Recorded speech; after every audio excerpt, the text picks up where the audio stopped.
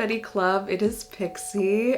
Thank you so much for joining me again for another video on youtube.com. I am here to talk your ear off again today because I want to do a part 2 to my Needy Streamer Overload video essay. I cannot continue this video without giving a huge thank you for all of the love on that video. I've said this a bunch of times, but it is, I think, like my favorite thing I've ever made, like out of everything, like including dresses, paintings, like I was gonna say desserts. Don't get me baking. I'm just so proud of it and it's so important to me. And I'm so grateful that it reached the people that it needed to. So thank you guys for all of the love in that video. If you couldn't tell, this video is a bit more relaxed. There was no like cinematic intro. There's no script. I have like 17 pages of notes and excerpts from Neal's blog because things have been happening. Zero clickbait, zero exaggeration.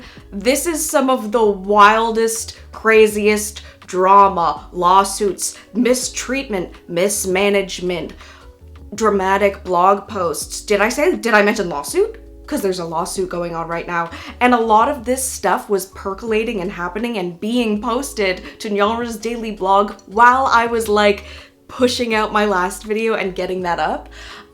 So you might have noticed I included one tiny little text edit of some of the current happenings that are going on. So this whole video is going to be about the real life people behind Needy Streamer Overload and their like interpersonal workplace, things that have been happening very publicly over the last, honestly, like 2 years. And you might have noticed some pretty big bombshell news came out like just a week ago at this point that Neal has actually started their own individual company corporation, and they have, I'm pretty sure, all of the rights back for K-Angel, Ame, Needy Streamer Overload. The reason that they formed a new company to take control over Needy Streamer Overload and all of its advertising and stuff is because the issues they were having with the previous team were shockingly, like, crazy bad. With this post, they did also announce that the anime that's coming out next year is going to be 13 episodes and that they're coming out with 2 new games that I believe are Needy Streamer related, a larger visual novel game and a smaller one, like a smaller, simpler game to go along with it as well. So there's lots of exciting news and things. But basically, I was kind of confused. Like a lot of you guys might be. You might be hearing this for the first time. You might not know that there was so much wild drama and butting heads behind the scenes. And for some reason with me, I'm never satisfied until I have the entire complete story. Even if that means going through someone's individual daily blog post for the last like 3 years. I did not read every single blog post, so there is a chance I could have missed some stuff here and there.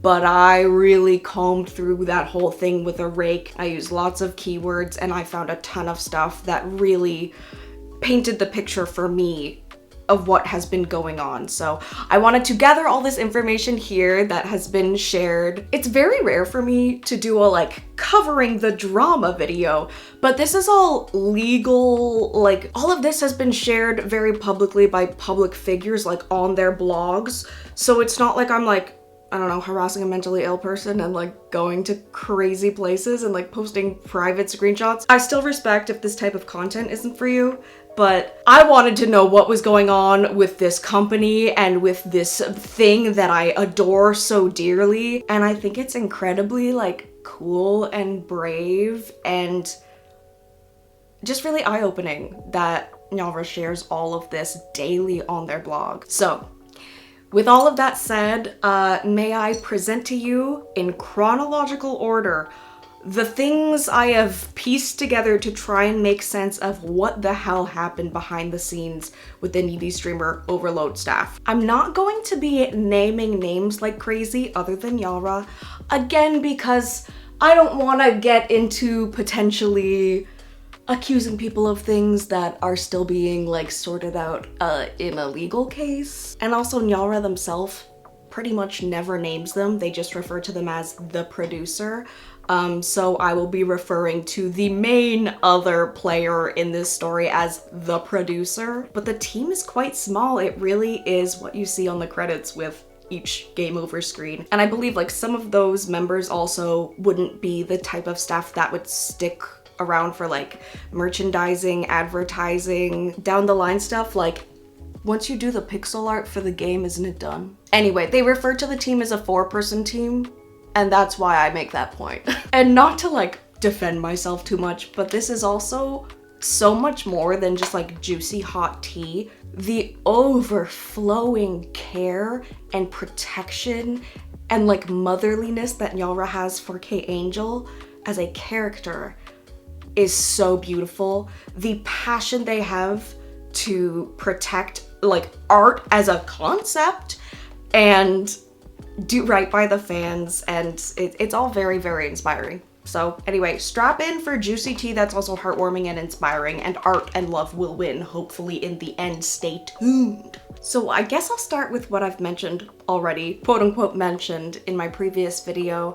Again, this had come out after I had already recorded, and I slipped in a little screenshot edit because I thought it was so pertinent to the things we were talking about in the video. I'm pretty sure I was literally talking about the labor is evil ending, and Nyalra had just announced that they were diagnosed with adjustment disorder. An adjustment disorder, kind of simply and vaguely put, because it is kind of a vague catch-all, it is when you start experiencing like unusual symptoms and behaviors because of stress in your life. So it's situational.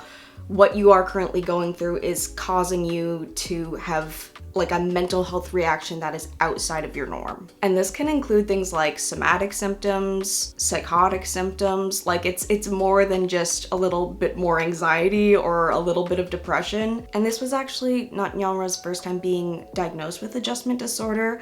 They had gotten a diagnosis of it previously when they were again under wild stress from work. So that was in summer of this year, and I'd been reading their blog quite a bit, working on my video, and just with all of this stuff happening, and they had been posting quite a bit, sometimes very like expressively crying out for help and expressing not doing well. And some like nameless but very accusatory things towards their working partners, which you'll see throughout a lot of these blog posts. And because Nyalra posts every single day, quite honestly, like really opening up their heart, you can see exactly how their experience went day by day over the years. So I've gone through their blog and I have saved some of the most pertinent, important points, and it really paints a picture of the whole timeline and what happened and how we got here. So yeah, like I said, all of this information is very public and like very all out there. I have simply gathered it in a more digestible way than what I had to do, which was a lot of scrolling. So I scrolled back to the very, very, very beginning. In December 2020, they posted the announcement, I'm releasing a game called Needy Girl Overdose. As the title suggests, this is the first announcement of NSO, and this is also the first and only time that the guy that most of these issues, I'm pretty sure, are with is named, other than just saying his title. Also, may we all prepare to have a little Joker moment together. Why so serious? What a great company name. Given the source material, this is a company that prioritizes fun and excitement. The company's representative, Daichi Saito, is the producer of this work. He is an amazing person who not only listened seriously to my silly idea of, I want to make this kind of internet-like work, but also prepared the people and the space to make it happen. He has an incredible passion for games, and thanks to Saito-san, the games feel is steadily growing. As he calls himself a game editor, he supports and corrects all sorts of aspects, just like editing a manga. What helped me the most was that he understood the nature of someone like me who can't work properly and adapted to that. Because I'm not good at teamwork or going to work, I was really impressed by how many amazing people there are in the world. This is wild to reread when you know where it's going. The fact that Nyalra praises Saito, or the producer specifically, for being good at accommodating them and their mental health is like very important and good to note, and will be important later. Now again, there's a chance I could have missed a post here and there. I skimmed through a lot of them, especially in areas where other things were happening, and I also searched keywords. But for now, we're gonna jump forward to October of 2022, and this is also the year that the game released to the public. Good producers, bad producers. In October of 2022, Neal posted that they had received an unsolicited DM, that someone was like telling them their producer was bad news, basically. A new scenario writer who sent me unsolicited DMs posted, "The producer I'm working with now is a big talking troll. He only sees creators as numbers. I'm happy to write about it on Note, so please help me." I thought, huh? It might sound cruel, but if you feel like you've been tricked by a producer you don't like, you can just quietly walk away. I trust Needy Girl's producer, and through the game's development, I've come to realize he's a wonderful, unsung hero of creative work. He subtly supports my weaknesses and leaves me in charge of the text, art, and other areas of expertise. He's the polar opposite of the type of people who see creators as numbers.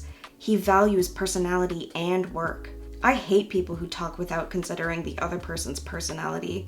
Living things can only understand each other talking face to face. Incidentally, the Needy Girl's producer's philosophy is that producers should focus on making money and attracting people, but if they want to have a say in the content, they should become creators themselves. This implicitly implies that there are many examples of producers who mess up projects by getting too involved in the content. When you think about it that way, producers who talk big and see others as nothing more than numbers aren't necessarily bad, depending on how you look at it. This is also wild to read, teeing up the issues that are going to happen.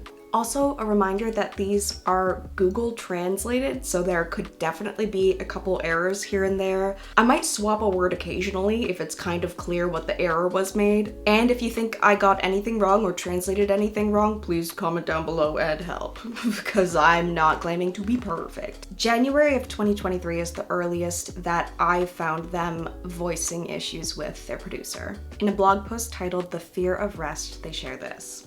"My producer suggested I take a month off, but that's completely unrealistic.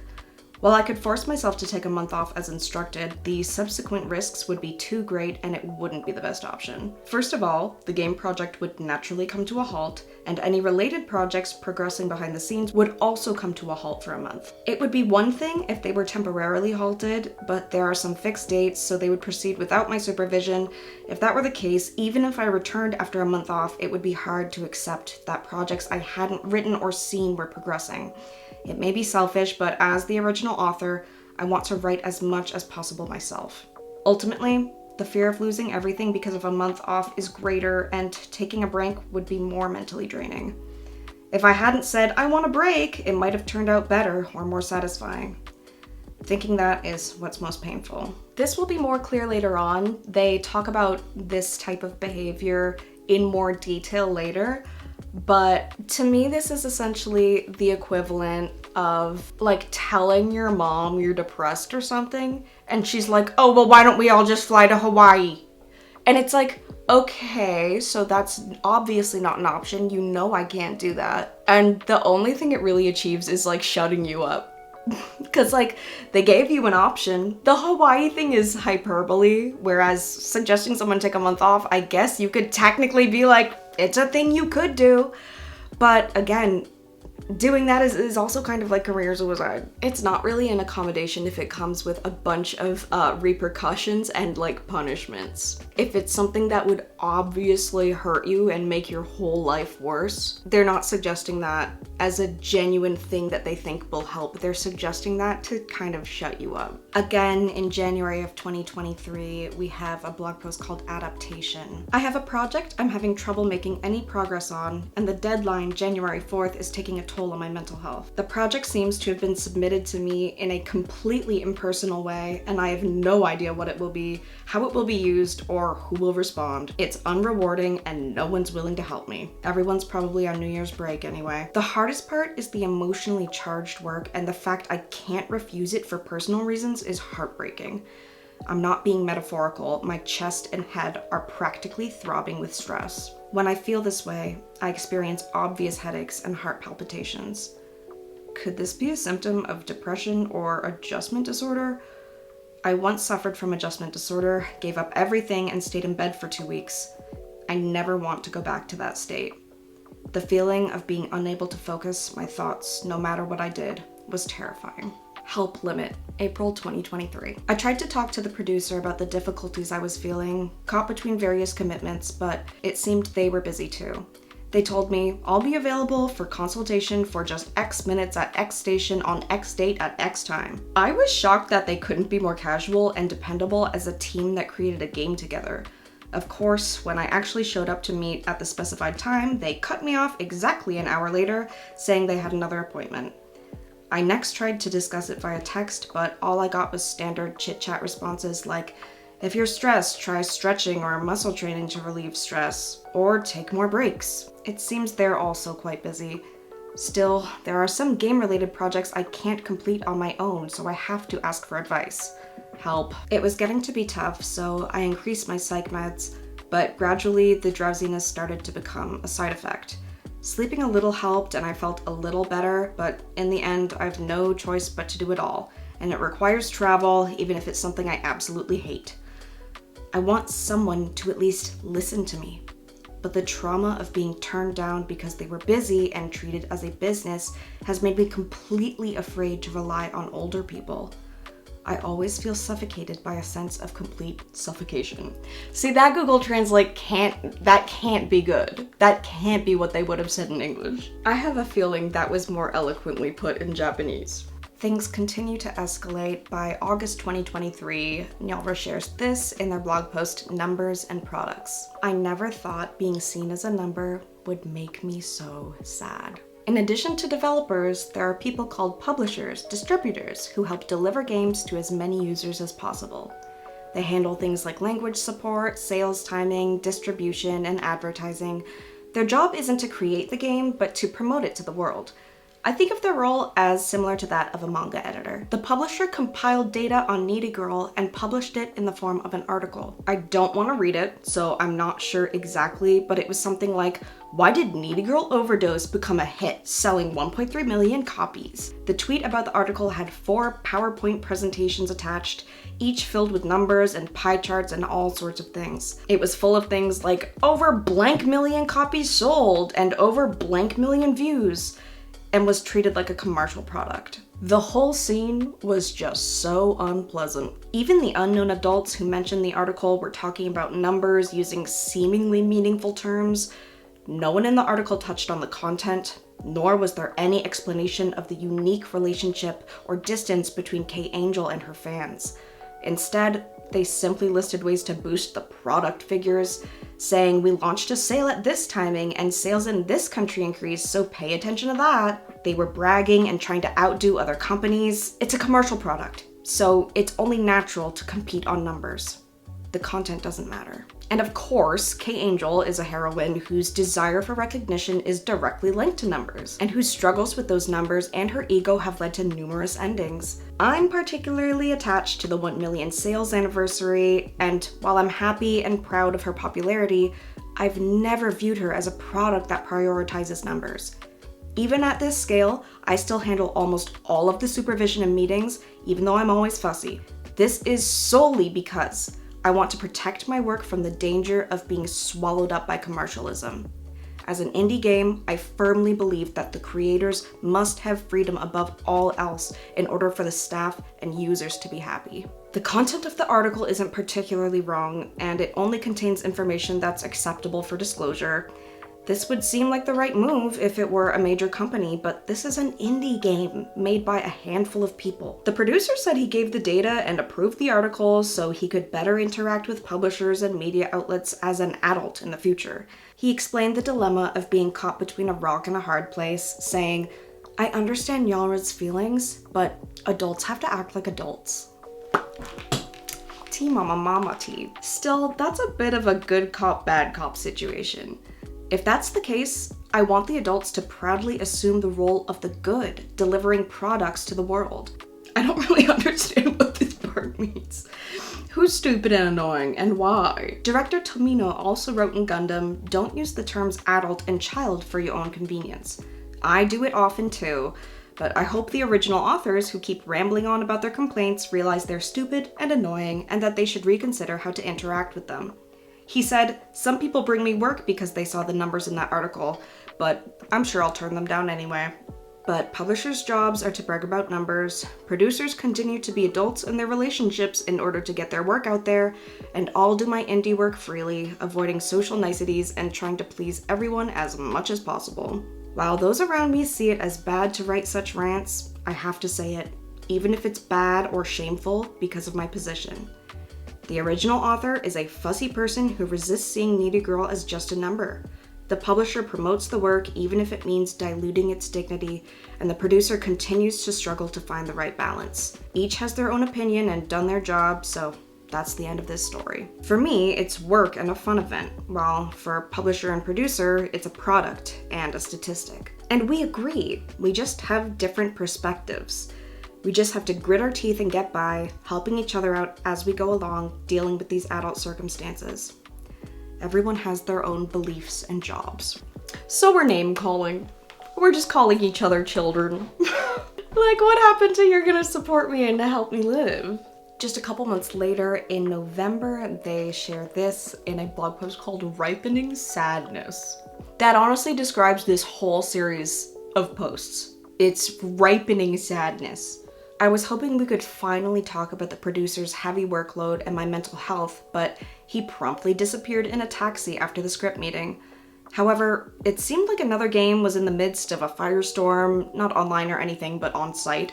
A firestorm being like, you know, something is bad happening at work and you gotta go. And I sensed the atmosphere of chaos at the game's core, so I understood why. Delays and cancellations, just imagining the events that could have happened to Needy Girl with a single wrong move makes me tremble, so I can only imagine the stress he must be feeling in the midst of it all. It's frustrating to think that while I met the deadline, he spent 10 minutes on the firestorm, but he spent hours on the firestorm, but that's how it is. I'd definitely do the same if we were in each other's shoes, and there's no time for a lengthy discussion right now. I guess I'll just keep going, thinking that if I collapsed and couldn't finish the script and stayed in bed, people would be nicer to me, or take me on a trip to a quiet place. That's just how the world is. That's another really sad theme that I saw throughout Nyalra's blog posts. They were continually reaching out and asking for help and support and something to change so that this was a sustainable, livable, non-torturous work-life balance for them. And each time they were denied any sort of help, they kind of turn inward in this way where they're like, I'll just work till I collapse then. Then I'll just work till I go to the hospital. Like, okay, should I just die then? Again, their words, and I'll share them with you. Continuing on, this is now May 2024.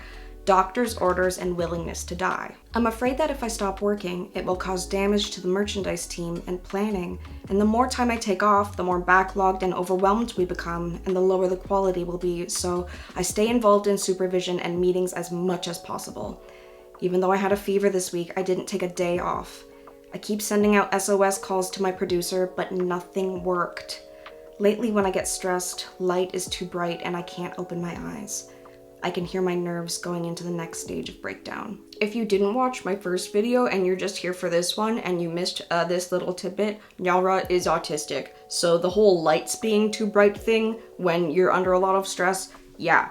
Ouchie wouchie. There's one incident I'll never forget. At the end of last year, the Needy Girl Exhibition 2 and the second anniversary broadcast coincided, and I was bombarded with tasks that would have killed me no matter what. That's why I decided to take this opportunity to provide an incredibly fun time, and my producer also resolved to die with me. I took his words literally and worked like hell.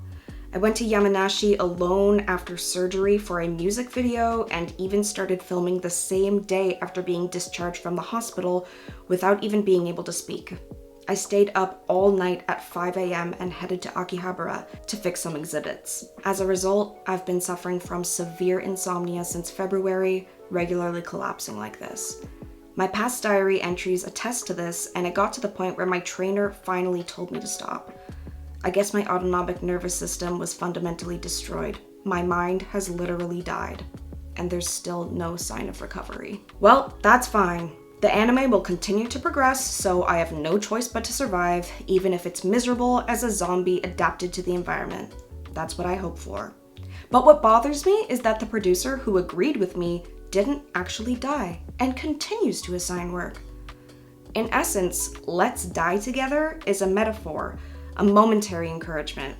In reality, it's more like, let's rest as much as we can without damaging our bodies. But without damaging our bodies, the plan of staying up all night working on the music video, preparing for the 2nd anniversary broadcast, and working on the day and then preparing the exhibits without a moment's pause until the morning wouldn't have been possible. The producer doesn't really help with that, staying up all night, etc. Of course, I have to take care of my daughter, and there's no need for a producer to be on site. There's not much he can do. But it's true that my nerves were ruined at the time, and I'm dead, just like I was told. This one's very damning.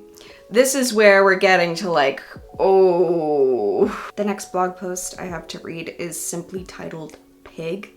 This one came out in August of 2024, and I believe this is the first blog post I could find where they referred to the situation as power harassment. It feels like it's been years since someone told me, first, take a break. As the number of people involved and the scale of the project grew, everyone wants to move forward with the manuscript and supervision as quickly as possible, so it's no longer possible for them to responsibly tell me to take a break. If I stop, others will stop, so it's not easy for the producers to just say it. I'm fed up with the social norm of people stepping in instead, indirectly admonishing me with, I don't want you to push yourself too hard, but please work, as long as you don't cause trouble for those around you. In adult language, that doesn't sound like power harassment. Adults use all sorts of inflected expressions like, I worked hard until I collapsed when I was young, to pressure others, making them think, you're not going to give up on the project, are you? The better you are at applying just the right amount of pressure without appearing like the bad guy, the more successful you'll become in the workforce. That said, things often don't work without someone applying pressure. In December of 2024, Nyara was forced to work through physical illness, which ended up landing them in the hospital, like for physical illness. And they detail this in their post called Defeat. I can't take it. My cough and headache are still terrible, my abdominal muscles hurt from coughing so much, and I vomited several times while coughing violently. I'm dizzy and feverish. This means I'll have no choice but to go to the hospital in the morning. It's frustrating. I couldn't bring myself to curse others. Even if I were to recover from my pneumonia,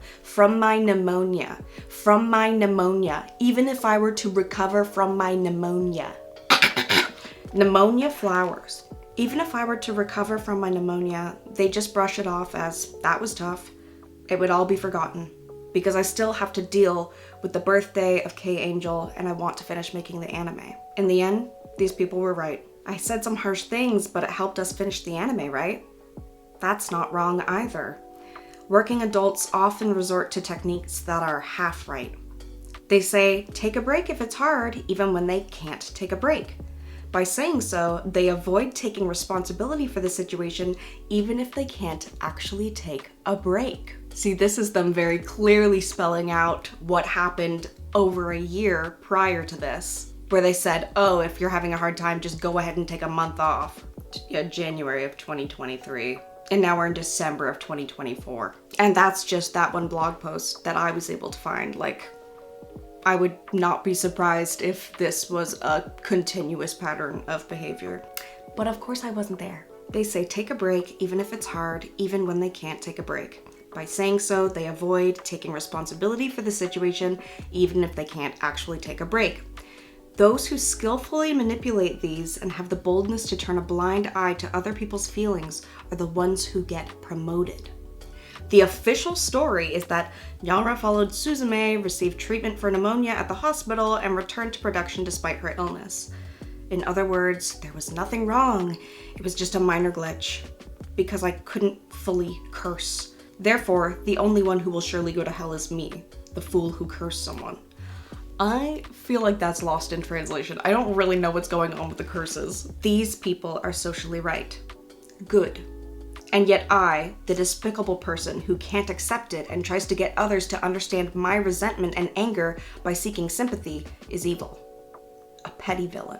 And now we're more or less caught up in 2025. In a blog post in April titled Diagnosis, they mention being diagnosed with something, but they don't announce what it is yet. We find out later that this is when they were diagnosed with adjustment disorder, their second adjustment disorder. So it's not public yet. This next article is quite heavy and does mention suicide. And this came out, like, again, as I was like finishing things up, and I was like, things are absolutely happening at the Needy Girl Overdose headquarters. What's going on? This is a blog post called I'm Alive Anyway. This blog post is comprised almost entirely of quotes. It's implied that these are paraphrased things that would be said to them between these coworkers. I didn't think it was that important. Aren't both sides at fault anyway? It's worse to keep complaining. Why don't you just take a break? I don't have time for that. I'm just an office worker. There's nothing more I can do. I can't take sides. I'm getting paid. So I'll just commit suicide. I didn't know he was pushed to that extent. I thought if he said he had a mental illness, it wouldn't be a big deal. But we needed him to work. Why didn't you tell us earlier that it was so difficult? Why don't you call a lawyer? We're not being bullied or anything. Let me know if it gets worse. I guess I'm a working adult, so I can't be assertive in situations like this. I'm just a liaison. These kind of things happen in society. I can't interfere with contracts. Let me know if you have any problems. I'll be busy for a while, so I won't be able to help. That one's crazy. I can't compete with the working adults who keep society running smoothly every day. What righteous things they say. I can't look up at these pure, righteous, and respectable people. I'm so scared of you guys that I can't stand it, so I'm taking medicine to calm my anxiety. I paid to go to the mental hospital and got a diagnosis. You guys are so righteous, so I'm just responding in the right way. I'll take my medicine, go to sleep, and wake up, and you can all feel free to look down on me, a poor mentally ill person, from your lofty social standing and say, well, in the end, they're alive, so it wasn't a big deal. You are always right. Heavy. Heavy and, like, very honest and very personal, and, like, I think it's pretty clear I'm on Nyaura's side in this, but, like, not professional. But it's like, when the mentally ill person acts mentally ill, what do you expect? They've been saying from day one, I can't work normally. I struggle with this. I've had adjustment disorder before and I can't work normally. I have autism. Like, they scream from the rooftops, and also have directly asked for help and tried to communicate time and time again, and been blown off and disrespected, name called, and given more work. A completely suffocating amount of work where you just absolutely cannot stop, because then an entire series of, like, different people and meetings and appointments and, like, oh, we have this space booked for this day, so this has to be ready. Like, you just can't. There's too many people counting on you. The way that they have set up this entire machine works Nyaura like a dog and has absolutely no regard for their mental health. And clearly they communicated that so clearly the whole time. And now people are surprised that they're, like, cracking under the pressure and needing out. It's just so frustrating. 5 days later, they publicly shared about their diagnosis of adjustment disorder. Adjustment Disorder 2 and the Complete Suicide Manual. That's a book. This is the second time I've suffered from adjustment disorder. The first time, I was constantly receiving more and more job requests. I was overwhelmed with VTuber-related work, and at the same time, I was under a lot of pressure from power harassment, which pushed my brain to its limits. Just like this time, people who do this mistakenly believe they can inherit the characters and IP they obtained through blackmail. Why? Because they have never considered the fundamentals of a work. They believe that if they assert their rights in an authoritarian manner, they will get what they want. They cannot understand the soul that people put into it beneath the surface. They have no idea about the warmth of the fan community or the love of the creators, so they see anniversaries as merely events to spend money. Well, there's nothing I can do about it. Adjustment disorder is pressure from the environment and the people around me. In other words, it's a relationship problem. So once I'm diagnosed, I have to immediately distance myself from the people in question. I have to recuperate at home. If this were at work, my boss would discuss the issue and offer various allowances and improvements, but as a freelancer, I just end up hurting myself alone in my room. I might even be forced to do more work at home. That's just how society is. And a little bit later in July, they shared this blog post titled Power of Attorney Scream. I reread the Power of Attorney. What is written here is my cry. My cry has been put down in writing by a brilliant lawyer, clothed in a way that compiles with law and social norms. 3 years of my dedication have been squandered, and my human rights as a creator have been trampled upon. Behind the weighty words lies only the deep wounds of my heart. This is a representation of grief. I'm not crying about myself, not this time. Not even when I had my first adjustment disorder. Not even when I was the subject of online gossip. Instead of tears, the medical certificate and power of attorney express my pain and helplessness on paper. I didn't cry, but the pain is deep. I stamped the letter in pain and sealed it in an envelope. My scream, now in the mail, will surely travel across the Capitol and reach my lawyer at dawn. Good night. I hope that one day good communication, interaction with those who truly share my work, will heal my misery. This is so beautiful. This one's really beautiful and sweet. I love my scream now in the mail. At this point, another player enters the scene. On August 1st, a previous coworker, Tori, or at Kinako Booster, came forward with a thread on Twitter that really was airing some grievances about similar things that Nyara has mentioned with power harassment and really like overbearing, pressuring management, as well as some like mishandling of funds. Let us get into the thread. After the release of Needy Girl, the producer who had received a lot of money became increasingly arrogant, insisting that since he was getting a share of the profits, he should be able to do anything to promote the game for free and without limit. There was just too much to do, so when I submitted an estimate for the additional work, he got angry at me and said, "Do you want money?" It was so bad that I left the team of my own accord. The thread continues. Later, I found out from other people involved that the producer had claimed he kicked me off the team. And I thought, is it possible to be that lame? He's the kind of person who would tell 100 lies in a row that are so lame it's tiresome to even argue back and then wait for the other person to shut up. The reason I've kept this quiet until now is honestly because I wanted to tell them at the most unpleasant time, and because my contract with WSS and my profit sharing agreement will be terminated without renewal in July 2025. So even if Needy Girl games sell well after this, I won't be particularly happy about it. I think I've caused some trouble for my remaining teammates, but the other day I was so happy to be able to talk to him normally again. Even though he must have been through some pretty horrible things, his determination to make something good hasn't disappeared at all, and I thought that was really positive. I think that's about Nyara, but I'm not 100% sure. I don't assume that's about the producer who he just said would tell 100 lies in a row. Naturally, Twitter kicked up quite a storm in response to this. It has like thousands of interactions. And they did clarify in another tweet that they have no bad blood with Nyara. They said, "I personally want Nyara to be rewarded the most." In a troubling update, Tori posts, I received a message from someone who apparently wanted me to delete the tweet, saying to delete the tweet or ...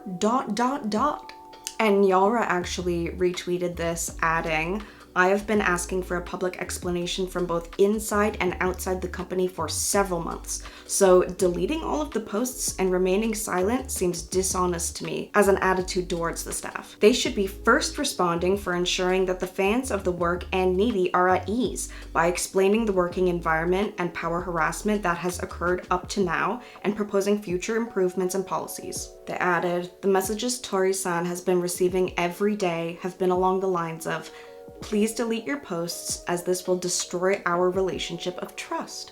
But since the other party has already lost trust due to power harassment, this argument does not seem to be legally or logically valid. As the original author, I would like you to first fulfill your responsibility to explain in order to maintain the trust of the work and fans. They're kicking his ass. And that also just fully reveals that the person asking them, pushing them, pressuring them to take this whole thread down is the producer. Another very sad post from Yara regarding this whole situation. I met up with Tori-san and held a Needy Girl launch party for the first time in several years with the rest of the members, excluding the person in question. Tori-san loved K-Angel more than anyone else as a programmer during the 2 years of development, but he is still traumatized and unable to look at her in the eye. As the original author, I find this extremely saddening, and more than anything, it makes me bleed. I don't know whether to take that literally or not, but that is so sad. Nyalra loves K-Angel. Or Choten-chan. I feel like I sound really stupid when I say Choten-chan, so I'm sorry for always changing it. Tori retweets this and then also tweets, "Friends are great." So now it's not just Nyalra who's saying, hey, this sucks. Not only, hey, this sucks, but like, hey, this is power harassment. Hey, you're an asshole, and hey, you didn't pay me. And you bragged about kicking me out after I quit because you were like, haha, you want to get paid for that? At least that's how I believe that to be. Again, the translation is a little bit confusing here and there. I'm sharing my findings with you, my friends. So that was on August 1st on Twitter, and this is what Nyalra posted on Note on August 2nd. The day I said help me. I finally reached my limit with the sheer injustice and clearly asked others for help. Thinking about it, I only explained the situation and said, I need your help now. Those close to me could only say, it's a work-related matter, so I can't take sides, and it was painful for them to say it and for me to hear it. Still, I couldn't bear it any longer, so I clearly sent out an SOS. It was no longer a situation that could be resolved without someone's help. Everyone who heard it was shocked, asking, was it really that terrible? Even when I told them, it was so terrible that I was worried I was lying or just telling them what was best for them to hear. So when I asked for help, someone who knew the situation and the context properly replied, I'm glad you asked for help. And I felt relieved. There were people who genuinely worried I would die alone. But the situation was what it was. And there were people who were even angrier and sadder than I was that my work wasn't being properly released. So I thought it was time to ask for help, to admit my weakness and deep wounds. I'm not sure if it was hope or resignation, but that's what I thought. But we're reaching the climax of the story, the exciting part that, like I talked about at the very start, individual company corporation! On September 1st, on Twitter, Nyalra announces, so that I would never again be criticized by outsiders about rights or money, I established a corporation to hold 100% of the rights myself, created a game proposal, received several tens of millions of yen in funding, gathered all the members who worked on the game with me, and just now held a rally to start the production of a new indie game. I have 3 pillars. I'm planning and supervising the scenario for a 13-episode anime series next year, a new novel game, it's a bit short, and a bigger indie game to be released in a few years after that. I'm always thinking about one of these 3 things, so it feels like I never have a break, but I'll do my best. Let's fucking go! I lost my mind when I got this news. Tori retweeted this with really kind words.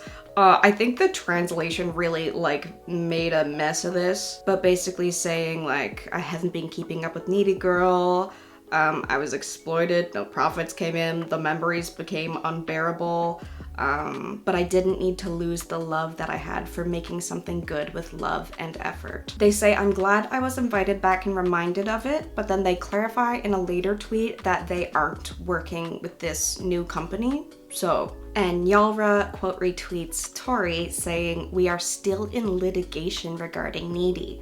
First of all, we have questions about the amount of compensation paid to staff and have requested disclosure of the contract details and the basis for payment calculations, but this has not been forthcoming.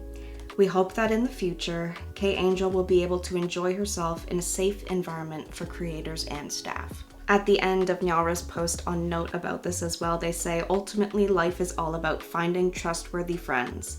Though even then, arguing is inevitable.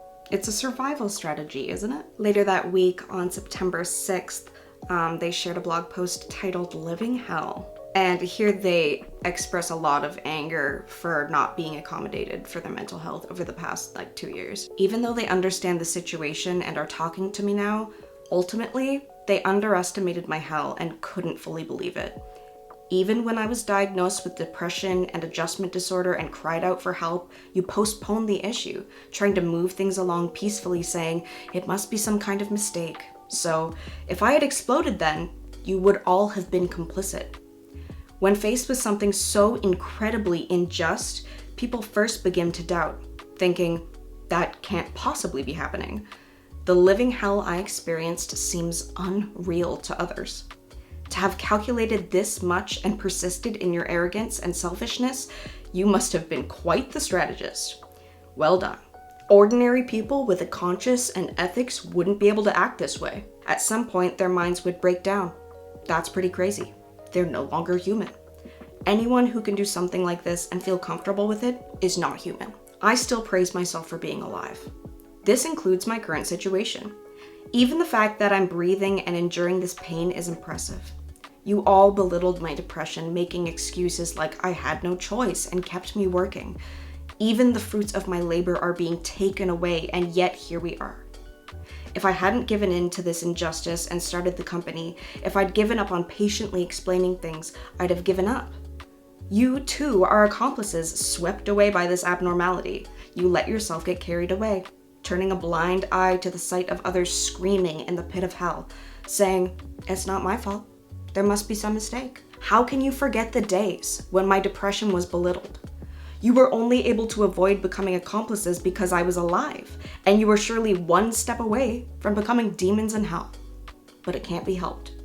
Still, we must join hands. We're all neighbors in this world until we die. It can't be helped. I was alive anyway. I've overcome my adjustment disorder and am standing again. Angry that you all underestimated my life, I was determined not to give in and continue in silence. So I founded a company and pushed myself to write a business plan. You can't imagine how hellish it was. Life is a series of injustices. Struggles, everything is painful. There's no choice but to accept it, so there's no other way. I try to forget my resentment and bitterness as much as possible and live my life, because there's no other way. I have no choice but to smile. I have no choice but to forgive and love my neighbors. I have no choice but to believe that this suffering had meaning. God gave me a test. I'm glad for you. This is cuckoo banana. There is one final blog post I have here shared to read with you, and it is titled, There Were No Angels. This came out September 8th. It is the 13th as I'm recording this, and I've been working on this for a couple weeks. So again, this came out as I was writing this. There's a good chance there have been a bunch of developments by the time you're watching this. I'm gonna give another little warning here. This is a very intense, very wild, emotional post, and it does reference self-harm. And just a lot of death in general. Okay, my camera battery died, and it is now 3 days later on September 16th, and there have been so many developments, but I'm gonna continue along with the There Were No Angels blog post, and then I'll get on to the things that literally keep dropping, crazy things always happening. This one is quite a doozy and really sad. This was from September 8th. Every night, I go to check on the daughter who was so cruelly taken away from me, the daughter being K Angel. Her account on the surface seems forced to repeat only a single message or silent tweet insisting she's still alive. What a pitiful sight. Poor thing. There's no trace of the angelic figure that cheerfully lit up late-night timelines. Now she's simply a corpse reeking of decay, stained by the filthy adult commercialism. All of the original staff have left.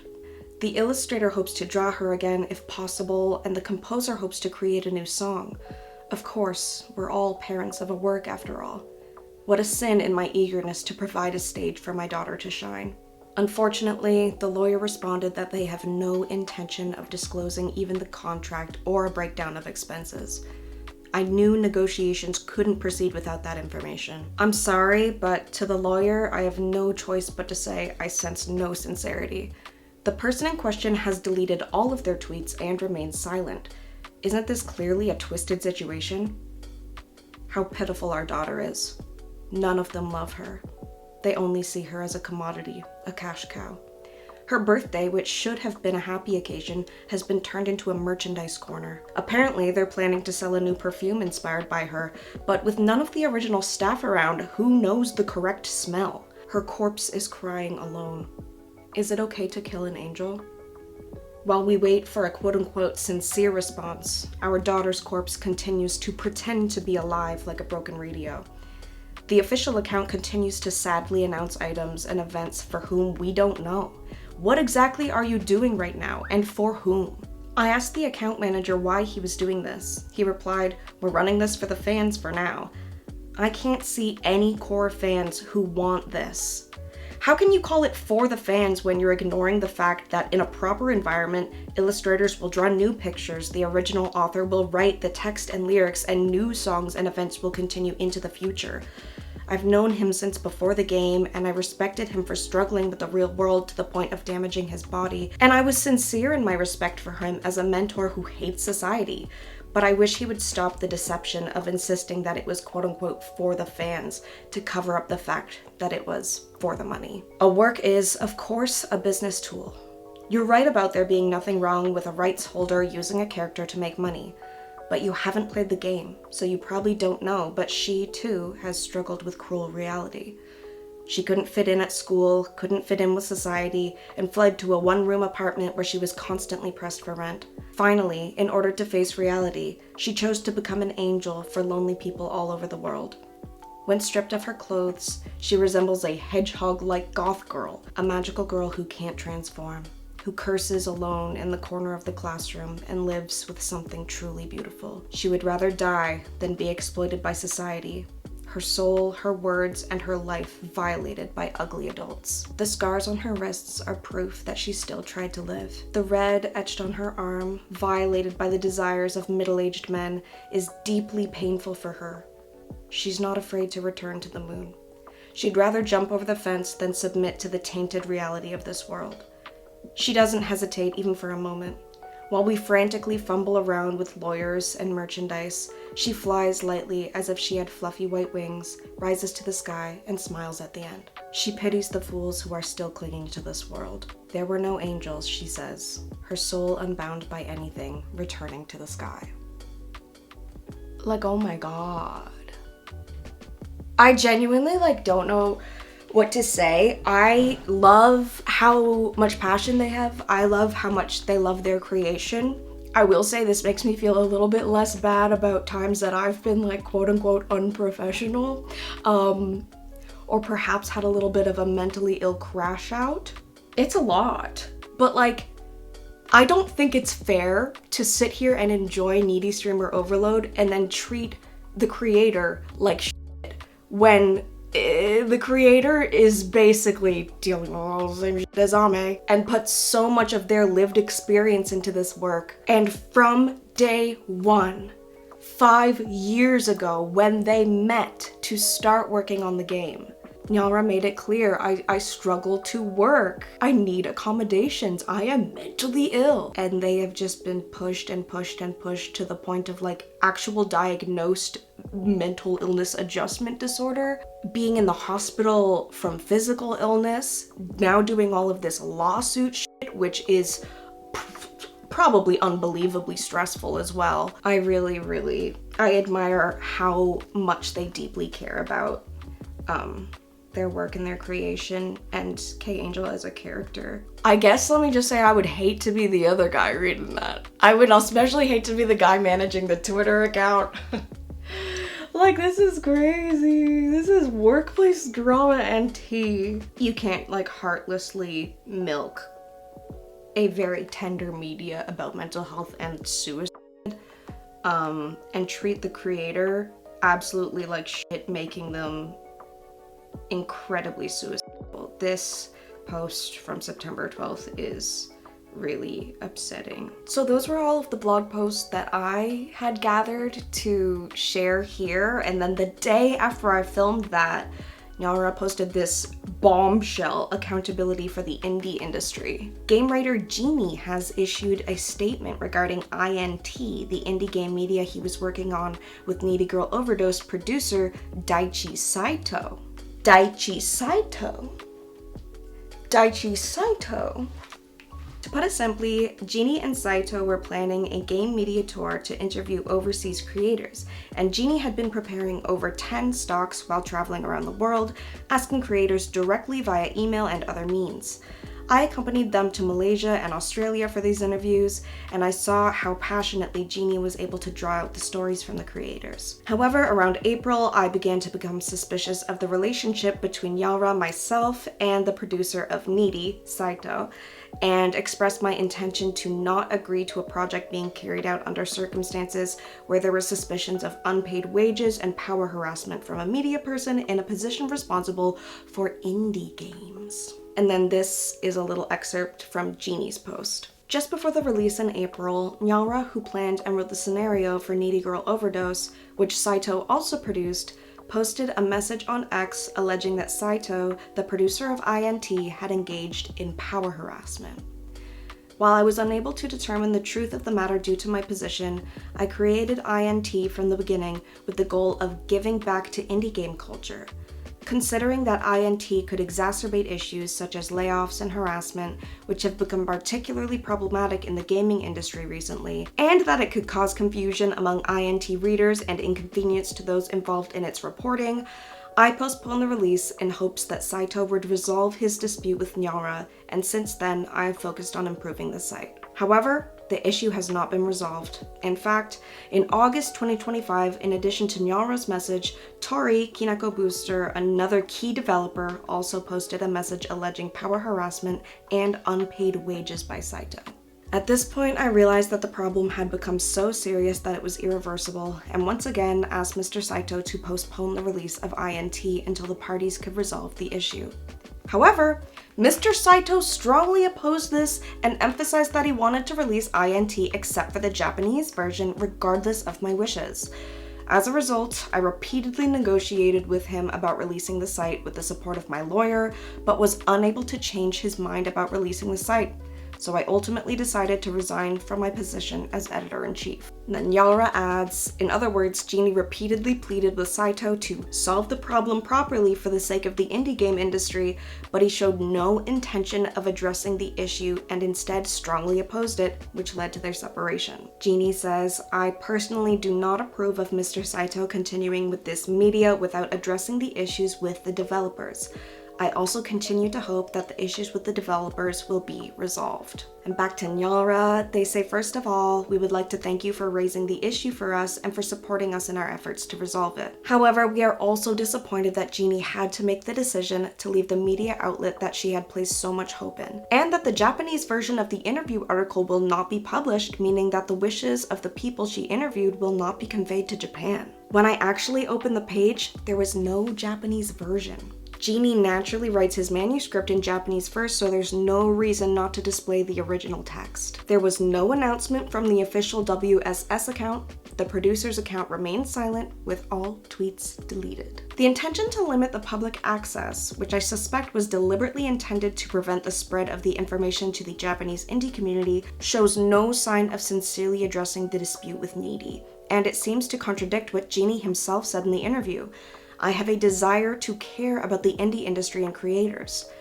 It seems to be a fear of causing chaos. As Genie said, if we had expressed our intention to first resolve the issues currently occurring around us, we imagine that this outcome would have not occurred, and we regret the inconvenience that we have indirectly caused. As we have explained to fans on social media several times, we are currently requesting through our lawyers that WSS disclose the contractual terms and the basis for payment calculations so that creators can continue to work with peace of mind, but we have not received a sincere response. Why So Serious still has members working on games, and the Needy merchandise team is still active, although we wonder what it means to ignore the issues with the original work. So we believe that they should first provide an explanation, even if they deny the allegations, in order to reassure the staff and fan community. It is unbearable to imagine how the staff currently working on the game must be feeling. Oh, I would like to see the internet angels running around freely again. And they go on to chat a bit about how he's like the only one not listed on this website about another project. And just says, I would like you to express your views as a leading figure in the indie game industry. So we're putting his name and his photo in blog posts now, so that makes me feel less bad. I was like, they tend not to say his name, so I kind of don't want to say his name. I don't know if this has happened with you guys, and let me know in the comments maybe if you have any experiences like this, but like, I have never been a fan of a work where like a really special interesty, very hyperfixaty, very love, like obsessing over a work, and had the creators or the people behind it post so personally about how emotionally and deeply they care. And maybe it's because, like, you know, with Pretty Cure, there's a million people working to write and develop these characters, and probably whole, like, boardrooms of people deciding what colors to use and stuff like that. So yeah, maybe it is the spirit of, like, the indie games and stuff, but I just think it is so powerful to see a creator protect their work like this, and especially when it's a character that represents something so serious and so real and so close to home. Like, this is my daughter is crying, her corpse is rotting. It really makes me love K-Angel like a million times more. It makes me have a whole new appreciation for the game, and I just really want to do everything I can to support Yara and this new company, and Needy Girl in general. I will be watching the absolute shit out of that anime when it comes out. And yeah, I hope this video helped you piece together an image of this whole mess that has been going on for years. If you've seen just snippets of like tweets here and there that you like hit the translate button and you went, what is going on? This is what's going on. Thankfully, we seem to be sort of kind of half getting somewhere, but there's still a lot of opposition, you know? I'm very impressed by Yara to also have been able to push through and start a company while also going through like wild, severe mental health stuff. Cause like, I know it's hard for them to wake up a lot of days. And sorry, is this parasocial? Probably, yeah, very much. But how else, I don't know. Is it parasocial to say you don't want your favorite creator to die?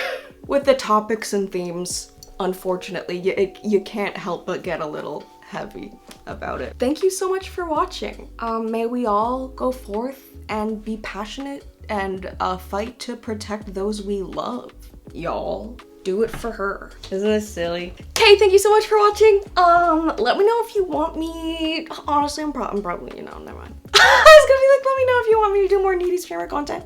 There's an anime coming out. How am I gonna not talk about that? Oh, I hope it's Magical Girly. I hope it's Magical Girly so bad. Oh my god, we're gonna get an intro and an ending song. Oh my god, I hope there's an anime dance for it. Oh my god, okay. Thank you guys so much for watching. We will see you in the next video, which is not this one, because this one's over. Bye.